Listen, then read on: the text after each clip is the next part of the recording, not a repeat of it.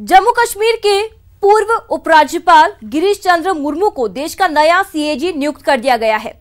वे राजीव महर्षि की जगह लेंगे। बुधवार देर रात जीसी मुर्मू ने जम्मू कश्मीर के उपराज्यपाल पद से इस्तीफा दे दिया था।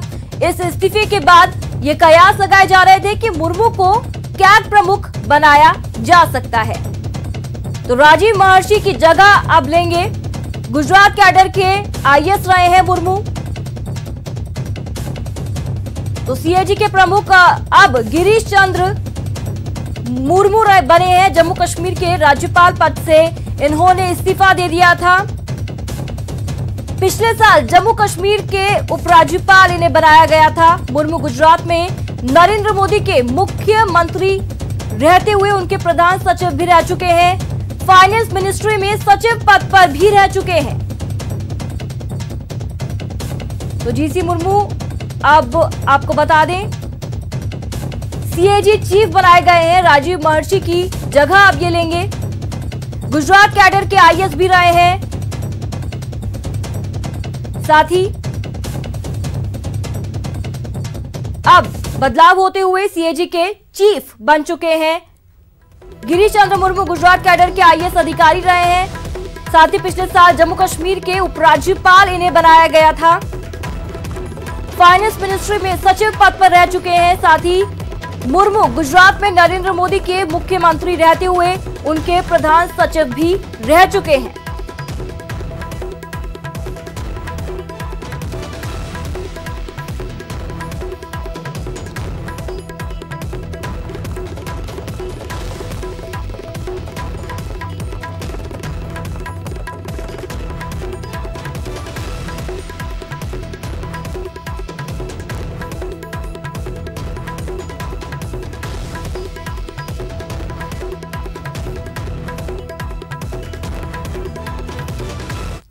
और एक बड़ा अपडेट आपको यहां पर दे दे, रिया के खिलाफ सीबीआई ने एफआईआर दर्ज कर ली है। एफआईआर में रिया समेत 6 लोगों के नाम शामिल किए गए हैं। एफआईआर में रिया की मां, पिता का नाम भी है।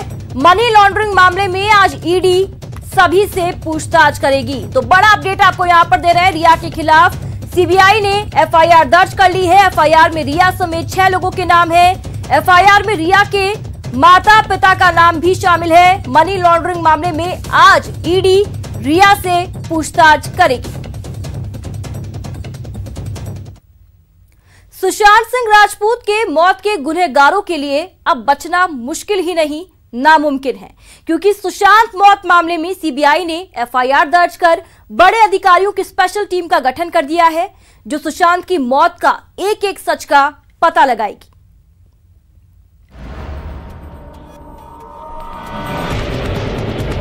आरोपी नंबर 1 रिया चक्रवर्ती, सुशांत सिंह की गर्लफ्रेंड। आरोपी नंबर 2 इंद्रजीत चक्रवर्ती, रिया चक्रवर्ती के पिता।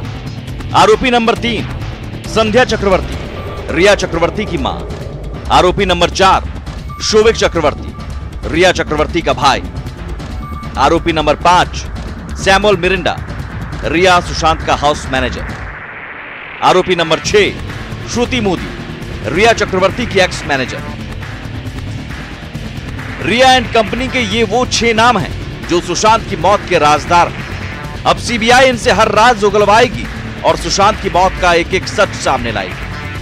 सीबीआई ने रिया एंड कंपनी के 6 लोगों के खिलाफ अलग अलग धाराओं में एफआईआर दर्ज की है। जानिए सीबीआई की ओर से दर्ज एफआईआर और जांच टीम के बारे में। FIR number RC 22422020S0001 anti corruption unit AC6 SIT ने दर्ज कराई FIR. Additional SP Anil Yadav को सौंपी गई जांच। एसपी नुपुर प्रसाद की अगुवाई में SIT करेगी जांच। बिहार की मूल निवासी है नुपुर प्रसाद। ज्वाइंट डायरेक्टर मनोज शशिधर और डीआईजी गगनदीप गंभीर करेंगी जांच की निगरानी। गुजरात कैडर के हैं मनोज शशिधर और गगनदीप गंभीर।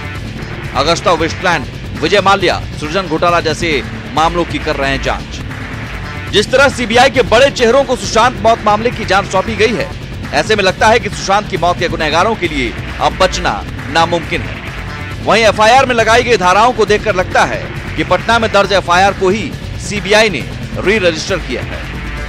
पटना पुलिस ने आईपीसी की धारा 341, 348, 380, 406 में केस दर्ज किया था।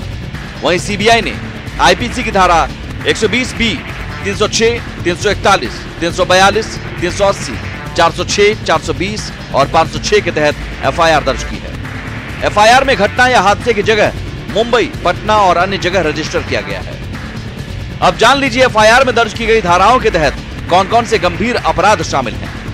धारा 306 आत्महत्या के लिए मजबूर करना, धारा 341 गलत तरीके से बंधक बनाकर रखना, धारा 348 किसी बात के लिए मजबूर करना या संपत्ति का इस्तेमाल करना, धारा 380 किसी चीज को चुराना, धारा 406 भरोसे को तोड़ना, धारा 506 किसी को डराना धमकाना, धारा 420 धोखाधड़ी करना, धारा 120B आपराधिक साजिश रचना।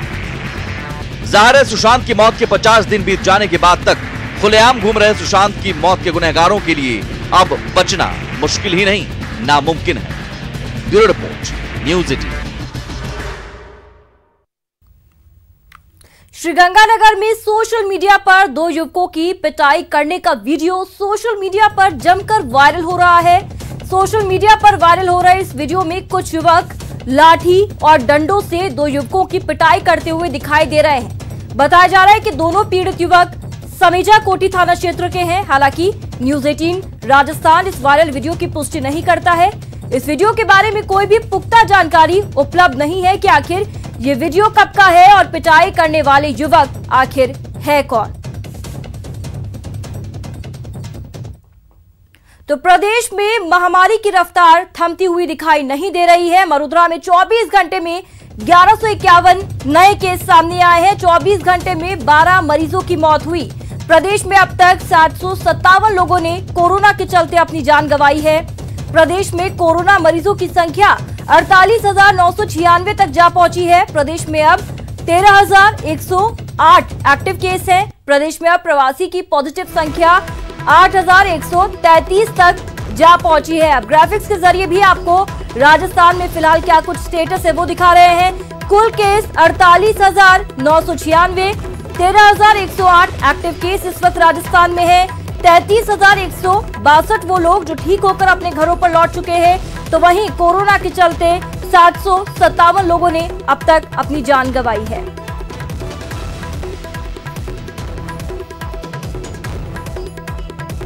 तो प्रदेश में कोरोना की रफ्तार लगातार बढ़ती हुई। एक नजर जिले के आंकड़ों पर भी डाल लेते हैं। जोधपुर में 7,684, जयपुर में 6,146, अलवर में 4,843, पाली में 2,879, भरतपुर में 2,798, बीकानेर में 2,351, अजमेर में 2,305, कोटा में 2,466, नागौर में 1,596 और वहीं बाड़मेर की बात करें तो 1,618 कुल केस अब तक सामने आए हैं। सीएम अशोक गहलोत ने ग्रामीण विकास और पंचायती राज विभाग की समीक्षा की और अधिकारियों संग वीडियो कॉन्फ्रेंसिंग के जरिए बातचीत की और कई विकास योजनाओं पर भी मंथन किया। इस दौरान मुख्यमंत्री अशोक गहलोत ने विधायक स्थानीय क्षेत्र विकास और सांसद स्थानीय क्षेत्र विकास के तहत होने वाले विकास कार्यों में देरी की शिकायत पर निर्देश जारी करते हुए कहा कि प्रशासनिक और वित्तीय स्वीकृतियां हर हाल में 45 दिन के निर्धारित वक्त में जारी की जाएं।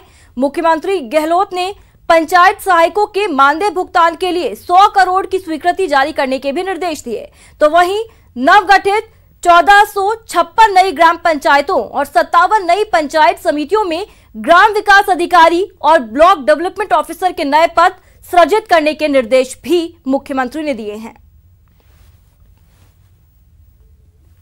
ब्रेक के बाद स्वागत है। प्रदेश में मचे सियासी घमासान में कौन बाजी मारेगा, इसका फैसला 14 अगस्त को होना है। लेकिन अब 11 अगस्त की तारीख भी अहम हो चली है, जिस दिन कांग्रेस में शामिल बीएसपी के 6 विधायकों के वोटिंग अधिकार पर हाईकोर्ट अपना फैसला सुनाएगा।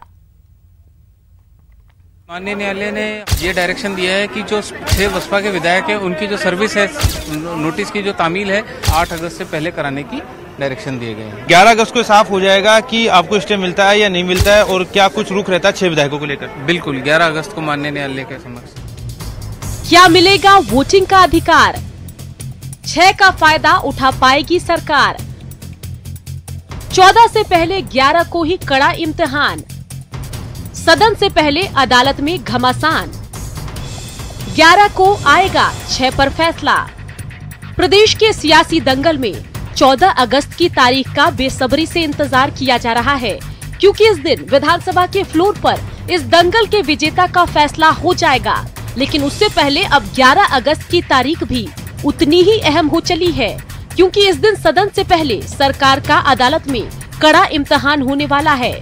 बीएसपी के 6 विधायकों पर बड़ा फैसला होना है। दरअसल हाईकोर्ट 11 अगस्त को ये फैसला सुनाएगा कि कांग्रेस में शामिल बीएसपी के 6 विधायक सदन में वोटिंग में शामिल हो पाएंगे या नहीं। बीजेपी विधायक मदन दिलावर और बीएसपी की याचिका पर सुनवाई करते हुए हाईकोर्ट की डिवीजन बेंच ने सिंगल बेंच को हर हालत में 11 अगस्त को फैसला सुनाने के निर्देश दिए हैं।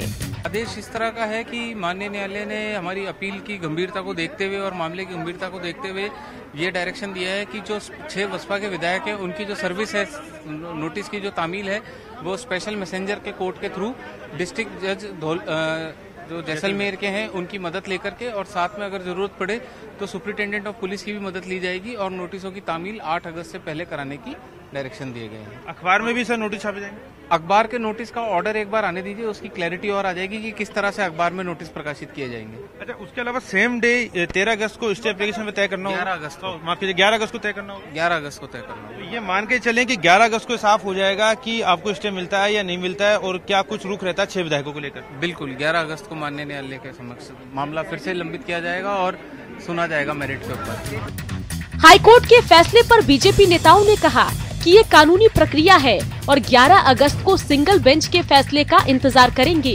कानूनी प्रक्रिया है और डिवीजन बेंच ने नोटिस तामील करने के लिए जो एक विधिक प्रक्रिया है उसके निर्देश दिए हैं, और इसलिए नोटिस पहुंचने के बाद में ये मैंडेटरी हो जाता है कि उनको नोटिस को तामील होने के बाद की प्रक्रिया को आगे बढ़ाना है। इसी स्वरूप में, क्योंकि उन्होंने सिंगल बेंच को जो पहले से सुनवाई कर रही थी उसको सुनवाई का निर्देश दिया है, तो जब डीबी ने सिंगल बेंच को निर्देश दे दिया है तो मुझे लगता है कि 11 तारीख तक सिंगल बेंच की सुनवाई तक हमें इंतजार करना चाहिए। कानूनी प्रक्रिया, क्योंकि उसका एक अपना दायरा और एक अपनी सीमा रहती है, और उस सीमा के भीतर ये केवल कोई पहली मिसाल तो है नहीं, इसलिए 11 तारीख तक सिंगल बेंच की सुनवाई और उनके निर्देश का हमें इंतजार करना चाहिए। हालांकि सरकार पूर्ण बहुमत का दावा कर रही है। कांग्रेस नेता ताल ठोक कर कह रहे हैं कि गहलोत सरकार को कोई खतरा नहीं। हम जनता के वोट का सम्मान कर रहे हैं। जनता के वोट के सम्मान को सुरक्षित रखने के लिए जनता ने हमने जो वादे किए उन वादों को पूरा करने के लिए 1.25 वर्ष में जबरदस्त हमने काम किए। आगे इस सरकार को गिराने के लिए बीजेपी ने अपनी जान लड़ा रखी है, लेकिन हम भी आज आपको इतना कह सकते हैं कि रघुकुल रीत सदा चली आई, प्राण जाए पर वचन न जाई। हम हमारा वचन निभाएंगे मरते दम तक राजस्थान की जनता से, चाहे हमारी जान चली जाए। और मैं अभी रामायण पाठ से उठकर आया हूं। ये राम का देश है, ये कृष्ण का देश है, यहाँ पाप और पुण्य का भी फैसला होता है। इस वक्त सच्चाई, ईमानदारी, संघर्ष और लोगों का विश्वास हमारे साथ है, और उस लोगों के विश्वास के दम पर मैं आपको गारंटी से कह सकता हूं कि लोग ये चाहते हैं राजस्थान की कांग्रेस की गहलोत सरकार 5 साल पूरे करें। 14 तारीख को पता लग पाएगा आपको कि सरकार क्या चाहती है। बिजनेस एडवाइजरी कमेटी बिजनेस तय करती है, उसके हिसाब से चलना पड़ेगा। विश्वास मत होगा, नहीं होगा, मांगा जाएगा, नहीं मांगा जाएगा, विश्वास आएगा, नहीं आएगा, ये सब बातें उस वक्त तय होंगी। नंबर गेम तो मैंने बताया ना आपको कि 14 तारीख को जादूगर की जादूगरी पता लग पाएगी आप लोगों को कि क्या करते हैं। मैंने आपको पिछले महीने की 10 तारीख को भी कहा था कि अशोक गहलोत की सरकार पूर्ण बहुमत में है। मैं आज भी आपसे यही विनती कर रहा हूं कि अशोक गहलोत की सरकार पूर्ण बहुमत में है, और राजस्थान की विधानसभा के फ्लोर पर भी यदि यह आग्रह सामने आया कि बहुमत साबित किया जाए तो धड़ाके से बहुमत साबित होगा। सरकार फिलहाल 102 विधायकों के समर्थन का दावा कर रही है, लेकिन अगर कोर्ट ने 6 विधायकों की वोटिंग पर रोक लगा दी तो समीकरण बदल सकता है। क्योंकि तब 194 विधायकों की वोटिंग के आधार पर फैसला होगा और 6 वोट के नुकसान के साथ सरकार के पास 96 वोट बचेंगे। न्यूज़ 18 राजस्थान के लिए जयपुर से लवली वधवा के साथ सचिन कुमार की रिपोर्ट। और इसी के साथ इस बुलेटिन में बस इतना ही। नमस्कार।